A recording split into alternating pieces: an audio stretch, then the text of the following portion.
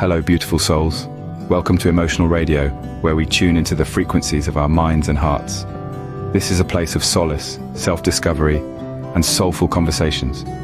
Here we strive to understand ourselves better, to heal from past wounds, and to foster growth in the richness of our emotions.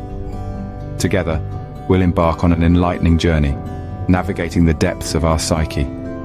Today, we delve into an integral part of our beings, the ego.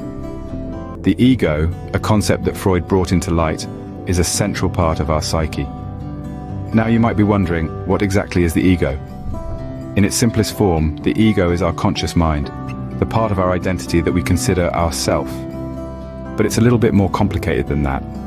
You see, our ego is like a negotiator, constantly mediating between our primitive desires, the ID, and the demands of the external world, the superego. Imagine yourself at a buffet. Your ID, the part of you that thrives on immediate gratification, tells you to eat everything in sight. But then, there's the superego, the moral compass, reminding you about healthy eating habits and social norms. Here's where the ego comes in. It evaluates the demands of both the ID and the superego, and makes a decision that best suits your overall well-being. The ego is the one who might say, all right, let's have a little bit of everything, but in moderation. But the ego isn't just a mediator, it's also the part of us that provides a sense of identity. It's the ego that says, I am, and fills in the blank with our perceptions of who we are, our likes, dislikes, beliefs, values. All these are part of the ego's narrative. It's the ego that tells us, I am a lover of music, or I am a dedicated worker. It's important to remember that the ego isn't inherently bad. It's often portrayed as something we need to overcome or suppress. But the ego is not our enemy. It's a crucial part of our psyche that allows us to navigate the world and understand our place in it. In fact, a healthy ego is essential for a balanced life. It's when the ego becomes overly dominant or rigid in its narrative that issues can arise.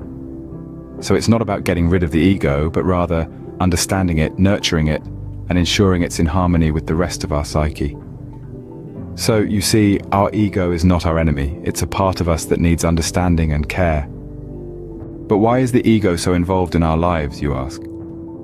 Quite simply, the ego is the lens through which we perceive and react to the world. It's like a personal artist, constantly painting our reality with its own unique colors. The ego craves validation, recognition, and security.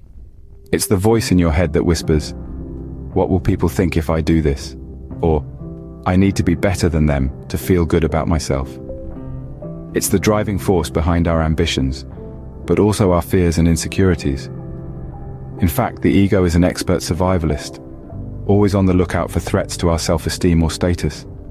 It's like a watchful guardian, always ready to protect us from perceived dangers. But sometimes it can be overly protective, leading us to see threats where there are none. But here's the good news.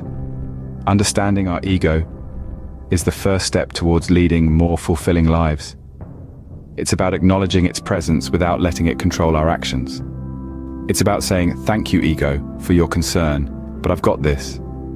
It's about realizing that we are not our egos, but much more. Learning to work with our ego instead of against it can help us navigate life's challenges with grace and resilience. It can help us foster healthier relationships, pursue our passions, and ultimately live more authentically. Remember, our ego is not our master, but a part of us that we can understand and work with. As we wrap up this enlightening journey into our psyche, let's take a moment to reflect. We've unraveled the complex nature of the ego, that part of us that shapes our thoughts, actions, and reactions. The ego is not our enemy, rather it's an integral part of who we are. It's the voice that tells us to strive, to reach, to become.